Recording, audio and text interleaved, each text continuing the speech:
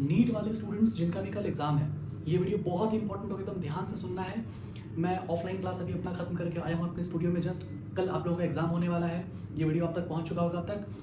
बिल्कुल ध्यान से समझना है इस बात को कि ये लास्ट ब्लेसिंग समझ लो, ये लास्ट मैसेज समझ लो आपके लिए, जो कि कल आपका नीट एग्ज़ाम होने वाला है, जो कि वो 3 घंटा का समय, वो क्रूशियल 3 घंटा का समय में आप क्या क्या आप करने वाले हो। एकदम ध्यान से समझना एक बात को। साल भर आपने जो भी पढ़ाई कर रखा, पढ़ाई आपका हो चुका है, ठीक है। आपको इस पॉइंट पे आपको पैनिक, एंजाइटी, ओवर थिंकिंग ये सब आपको बिल्कुल नहीं करना है, इसलिए क्योंकि आप समझो कि नीट एग्ज़ाम जो कि सिलेक्शन आपका लगभग 650 नंबर पे होगा जनरल कैटेगरी का। और हो सकता है ना कि आप ये भी सोच रखे होंगे कि अगर एमबीबीएस अगर नहीं मिला तो कोई और सीट ले लेंगे, वेटनरी ले लेंगे, आयुर्वेदा ले लेंगे, बीडीएस ले लेंगे, कुछ भी ले लेंगे, या फिर कहीं और एडमिशन लेंगे, है ना, कोई और ऑप्शन आप देखोगे। तो ये सभी चीज़ बिल्कुल पूरा ख़राब हो जाएगा अगर आप यहाँ पर ओवर थिंकिंग करोगे। एग्ज़ाम अगर स्ट्रेस करना, अगर आपका आउटपुट ख़राब हो गया, आपका जितना मार्क्स एक्चुअली में आना चाहिए था उतना मार्क्स आपका ख़राब हो गया, तो ये सब फिर आप गड़बड़ कर दोगे लास्ट मोमेंट पे। समझ पा रहे हो बात को? जो भी चीज़ होना था साल भर वो आप लोगों ने कर रखा। एक एस्पिरेंट को बैक ऑफ द माइंड में ये बात अच्छे से पता होता है कि मेरा सिलेक्शन होना है कि नहीं होना है, कितना मार्क्स आ रहा है, कितना मार्क्स नीट में आएगा।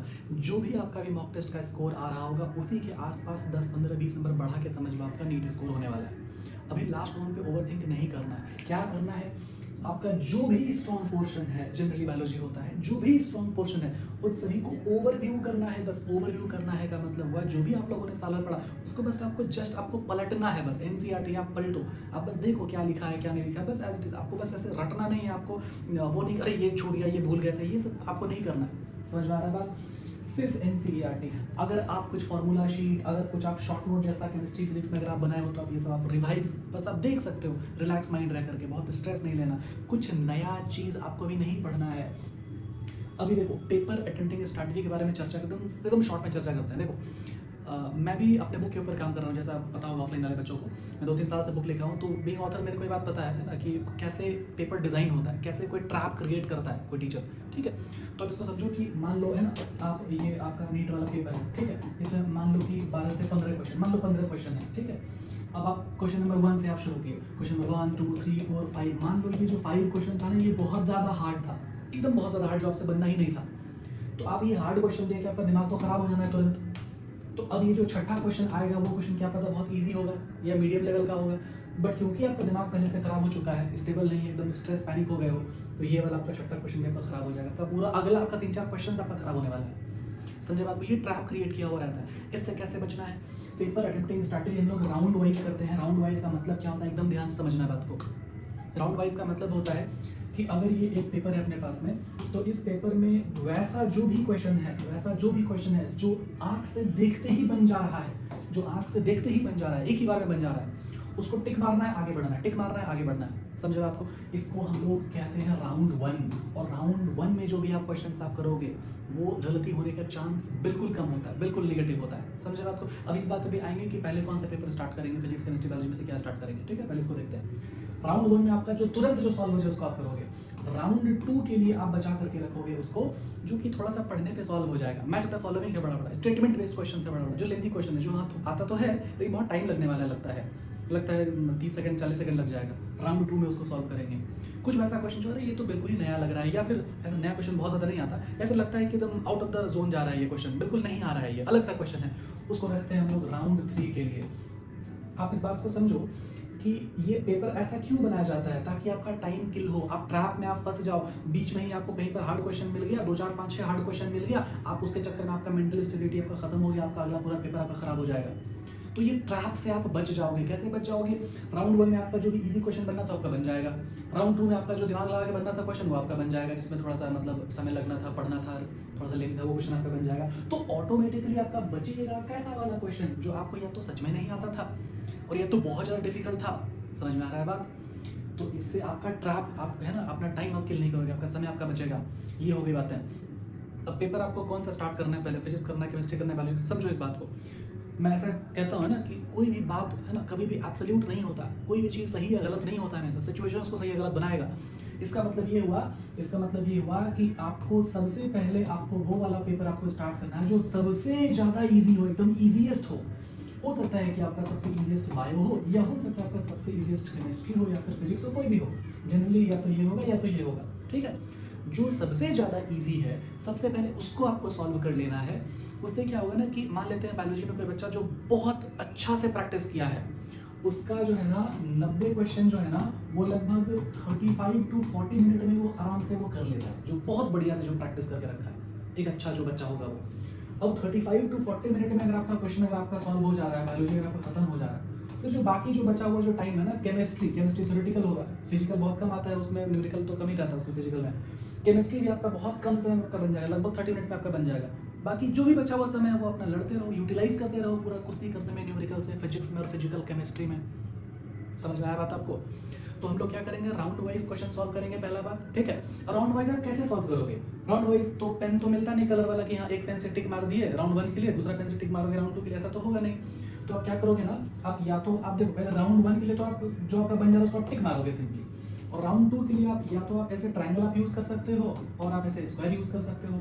लेकिन इसको याद कैसे रखोगे, आप समझो कि इसमें 3 कोना है, 1 2 3, तो ये हो सकता है पहला वाला मतलब राउंड पहले के लिए है, और ये वाला है 4 कोना है तो इसके बाद वाला राउंड के लिए, ऐसे आप समझ जाओगे, ठीक। या फिर नहीं तो कोई स्टार यूज कर लेना, हैशटैग यूज कर लेना, जो आपका मर्जी आप ऐसे करना, ठीक है। ये मतलब रिप्रेजेंटेशन है, ये नोटेशन है, ठीक है।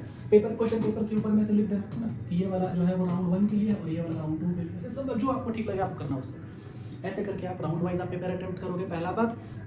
दूसरा बात है कि आपका जो सबसे स्ट्रॉन्ग वाला जो आपका सब्जेक्ट होगा उससे आप पेपर स्टार्ट करोगे, ठीक है। और एकदम ध्यान देना है ये सब बात को, एकदम ध्यान देना है भाई कि आपको क्या डूज एंड डोंट्स है सिंपली, ठीक है। आपको पानी पीते रहना है, ठीक है, मतलब हाइड्रेटेड रहना। अब ऐसा भी हाइड्रेशन नहीं ले लेना ना, सब लोग बोल रहे हैं हाइड्रेटेड रहो, मतलब बार बार सुसु ही जा रहा है, वॉशरूम जा रहा है बार बार। ज़रूरी नहीं है कि आप जहाँ पे बैठे हो बेंच बहुत बढ़िया हो, एसी वाला हो, पंखा वंखा लगा हो, ज़रूरी नहीं है। मेंटली प्रिपेयर्ड होके जाना इस बात के लिए कि सिचुएशन कैसा भी आ सकता है, लड़ना झगड़ना नहीं है वहाँ पर। सिचुएशन को बहुत अच्छे से कामली हैंडल करना है, दिमाग स्थिर रखना है, शांत रखना है। ये बहुत ज़्यादा ऐतिहासिक दिन होता है आपका, जो कि साल में एक बार आएगा, मई फर्स्ट वीक संडे, मई नीट, समझे बात को, एकदम ध्यान रखना है। इट डजेंट मैटर कि आपका सिलेक्शन हो रहा है कि नहीं हो रहा है, लेकिन ये मैटर करता है कि अगर आपका 450 नंबर आने वाला था, उस लायक अगर आप थे, तो आपका 450 क्यों नहीं आया? क्या आप ओवर थिंक किए, स्ट्रेस लिए, पैनिक हुए, क्या हुए आप? आपका पेपर अटेम्प्ट करने का स्ट्रैटेजी आपका गलत था, या फिर आप क्या किए? ये बहुत इंपॉर्टेंट बात है, क्योंकि अगर मान लो आप 450 के लायक हो, अगर आपका 450 अगर आ जाता है तो ऑप्शंस तो खुला हुआ रहेगा कम से कम। क्या वेटनरी जाओगे, कहीं और जाओगे, प्राइवेट करोगे, डीम्ड वाला कॉलेज में जाओगे, कुछ तो आप करोगे। तो बहुत इंपॉर्टेंट बात है, ये नहीं कि लगा रहे हैं तुक्का लगाने का भी तरीका होता है। तुक्का लगाने का क्या तरीका समझ। अब देखो तुक्का लगाने का तरीका ये है कि आपका जो बेसिक नॉलेज है, मान लेते हैं कि उससे आपका जो है ना ऑप्शन नंबर ए वाला और ऑप्शन नंबर बी वाला आपका मान लो गलत है, ठीक है। राइट ऑप्शन जो होगा वो या तो सी होगा और या तो डी होगा, तो कम से कम आपका चांस तो बढ़ गया सही होने का, 50% चांस हो गया ना प्रोबेबिलिटी कि हाँ भाई या तो यही है तो यही। इस केस में आप तुक्का मार सकते हो। लेकिन अगर आपका मार्क्स अगर आपका लगता है कि ठीक ठाक बायोलॉजी केमिस्ट्री का ठीक ठाक हो गया, तो तुक्का अवॉइड करना है आपको, क्योंकि वो पेपर फिर गड़बड़ाएगा। फिर समझ में आ रहा है बात आपको? ये सब बात हो गया, कुछ एकदम ध्यान रखना है, ठीक है। और ऐसा भी नहीं है ना कि जैसे आपका 2 से 5 आपका पेपर होने वाला है, तो ऐसा नहीं है कि हर जगह पे है ना 2 बजे से 10 मिनट पहले आपको पेपर आपको मिल ही जाएगा ताकि आप बबलिंग कर लो, एमआर आप कर लो। समझे बात को? आइडियली ऐसा होना चाहिए कि 2 बजे से पहले आपका वो नेम, रोल नंबर, वो सब जो रजिस्ट्रेशन नंबर ये सब होता है उसको फिल करने के लिए 10 मिनट पहले आपको पेपर दे दिया जाता है। जिस कंडीशन में ऐसा नहीं होगा, आपको इन्विजिलेटर से आपको बोलना है कि आपको 10 मिनट पहले आपको पेपर देना चाहिए, लेकिन बहुत लड़ने झगड़ने नहीं लगना वहाँ पर। समझ में आ रहा है बात? और आप क्या ध्यान रखोगे? आपको ध्यान रखना है, एकदम बहुत स्ट्रेस नहीं लेना है। सबसे पहले कह रहा हूँ कि जो होना है वो होगा। एक अच्छा कम्युनिकेशन रखना है घर में, क्या हो रहा है, क्या आपका मेंटालिटी क्या चल रहा है, वो सब कुछ आपको शेयर करते रहना है घर में, ठीक है। जो भी आपके क्लोज वन है, पापा से बढ़िया बात नहीं हो रहा है, मम्मी से बात हो रहा है, दीदी से बात हो रहा है, भैया से बात हो रहा है, शेयर करते रहना है घर में। दिमाग को बहुत लोड नहीं लेना है, स्ट्रेस नहीं लेना है, और बहुत नया चीज़ नहीं पढ़ना है, रिलैक्स रहना है अभी, ठीक है। जितना आउटपुट आप लाने के लिए केपेबल हो उतना आउटपुट आपको लाना चाहिए, अभी मैं फिर से कह रहा हूँ, ठीक है। ड्रेस कोड का बात करते हैं। अच्छा, टाइमिंग, ओएमआर पहले समझो आप। ऐसा नहीं है कि भाई ओएमआर जो है ना, आप या तो सीरियल वाइज आप 1 2 3 4 5 लगातार पहले आप पूरा सॉल्व कर लोगे, फिर आप पूरा बबलिंग कर लोगे, ऐसा नहीं करना। अगर आप ऐसा करते हो तो एक जगह कहीं अगर मिस्टेक हुआ ना तो पूरा सीरियल वाइज पूरा खराब हो जाएगा। तो इसलिए आपको क्या करना है कि आप जैसे राउंड 1 आप बनाए, 10-15 क्वेश्चन हो गया, 10-15 बबलिंग कर लो। राउंड 2 आप बनाए, 10 क्वेश्चन हुआ, 10 मिनट बबलिंग कर लो, ऐसे करना है। मान लें कि ऐसा गड़बड़ाएगा तो 10 ही क्वेश्चन तो गड़बड़ाएगा ना, लेकिन गड़बड़ाएगा नहीं, ठीक है। ये सब ध्यान रखना है बात को। टाइमिंग, रिपोर्टिंग टाइम लिखा रहता है आपका एडमिट कार्ड में, किसी का 11 बजे, किसी का 10 बजे, किसी का 12 बजे। रिपोर्टिंग टाइम अगर आपका बहुत अर्ली दिया हुआ है, 9 बजे, 10 बजे दिया हुआ है, 11 बजे दिया हुआ है, बहुत ज़्यादा पहले नहीं चले जाना है। वो रिपोर्टिंग टाइम इसलिए अलग अलग रहता है ताकि आप जो है अचानक से आके भीड़ मत लगा दो लास्ट के मोमेंट पे, इसलिए रिपोर्टिंग टाइम अलग अलग रहता है। बहुत पहले नहीं चले जाना, एक दूसरे का शक्ल देखोगे, स्ट्रेस लोगे, पैनिक माहौल रहेगा पूरा ज़्यादा, इसलिए 12 बजे के आसपास में जाओ, बहुत ज़्यादा लेट भी नहीं कर देना, ठीक है, समझ के बात को। और ड्रेस कोड का बात रहा तो पता है अब तक बहुत सारे वीडियोस देख चुके हो, ड्रेस कोड क्या, डूज डोंट्स, ये सब देख चुके हो आप। उसमें से अपना दिमाग मत लगाने लगना कि जीन्स पहन के चलेगा, पैंट पहन के चलेगा। सिंपल टी शर्ट, ट्राउज़र और वो बाथरूम जाने वाला स्लीपर, सिंपल, इसको पहन के जाओ, सब ठीक रहेगा। बस यहाँ पे ना आप ये समझो कि जितना मेहनत आप किए हो, जितना ज़्यादा मेहनत आप किए हो, जितना पोटेंशियल आप में है, वो पोटेंशियल बाहर आना चाहिए। चाहे वो 200 नंबर का है, 250 नंबर का, 500 नंबर का, जो भी है वो आना चाहिए।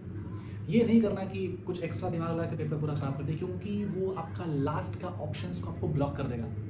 समझ में आ रहा है बात? जो भी स्कोप है वो आपका ब्लॉक कर देगा। ये सब बात को ध्यान रखना, बाकी पेपर अच्छा होगा, सब बढ़िया होगा। और ये एकदम अच्छा, टाइम का बहुत ध्यान रखना, टाइम का एकदम ध्यान रखना, क्योंकि अभी लास्ट में आपका एक्स्ट्रा समय नहीं है 20 मिनट, ना ही एक्स्ट्रा क्वेश्चंस है। हो सकता है कि आपका पेपर आपका लेंदी बने अभी, ठीक है, लेंदी बनेगा। अच्छा, जो भी होगा ना माहौल, वहाँ पर ऐसा डर मत जाना, है ना, कि अचानक से हार्ड क्वेश्चन आ गया, है ना, तो सारा क्वेश्चन हार्ड है। अगला देखो, जो बन रहा है उसी को बनाओ। राउंड 1 तो बताया, round wise paper attempting strategy सब कुछ बताया। अभी लास्ट मोमेंट पे बहुत समझदारी से काम लेना है, जो हो चुका सो हो गया। अब आपको बेस्ट एफर्ट डालना है, आपको बेस्ट आउटपुट डालना है, ठीक है। और भी नीट एग्जाम के अलावा और भी जो भी अलग अलग फॉर्म्स आने वाला है, उसका मैं वीडियो में कल ला दूंगा, बना दूंगा कल, ठीक है। और मिलते हैं, है ना। ऑफलाइन वाले बच्चे जो भी जुड़े हुए हो, सबको एक बहुत बहुत बहुत warm best of luck, all the best. बहुत अच्छा होगा सब कुछ कल, ठीक है। अपने ऊपर भरोसा रखना है। और ऑनलाइन वाले बच्चे जो भी मेरे से अब तक पढ़े हो, एकदम ध्यान रखना है सब कुछ, ठीक है। जो मैंने बताया उसको समझना अच्छी समझदारी से, अच्छा करोगे, बहुत अच्छा करोगे, ठीक है। साल भर जो पढ़े हो मुझसे, बेसिक नॉलेज बहुत ज़्यादा लेवल अप कर चुके हैं। और जो क्वेश्चन बनेगा वो अच्छी बात है, नहीं भी बनेगा तो एलिमिनेशन से बना दोगे, एलिमिनेशन से नहीं बनेगा तो भी आप उस हद तक आप पहुंच जाओगे कि आपको समझ में आ जाएगा कि हाँ, ये 2-3 ऑप्शन तो नहीं होने वाला, ये वाला होगा। कुछ क्वेश्चंस बायोलॉजी में जो आपको लगे 2-3, एक आध 2 अगर आपको लगे कि एनसीईआरटी से बाहर है, उसको पहले तो छोड़ दो, साइड रख दो, बाद में सॉल्व करना। और उसको सॉल्व ऐसे करना कि उसमें से देखो कि कौन सा ऑप्शन आपका एनसीईआरटी का मैच कर रहा है, वो ही ज़्यादातर केस में आंसर होता है। और नहीं तो उसको समझने का कोशिश करो कि वो लाइन एनसीईआरटी में जो आप पढ़े हो उससे कैसे मैच कर रहा है, उससे कैसे सिमिलर है, उसी कॉन्सेप्ट से वो वाला होगा। एकदम ध्यान से बनाना है क्वेश्चन, समझे बात को। नॉट कहाँ लिखा है, इनकरेक्ट कहाँ लिखा हुआ है, ये सब ध्यान रखना, एकदम ध्यान रखना, ठीक है। सब कुछ अच्छा होगा, पढ़ाई करते रहो। ऑल द बेस्ट, जय हिंद, जय भारत। ध्यान रखो अपना, ठीक है। Bye bye, take care.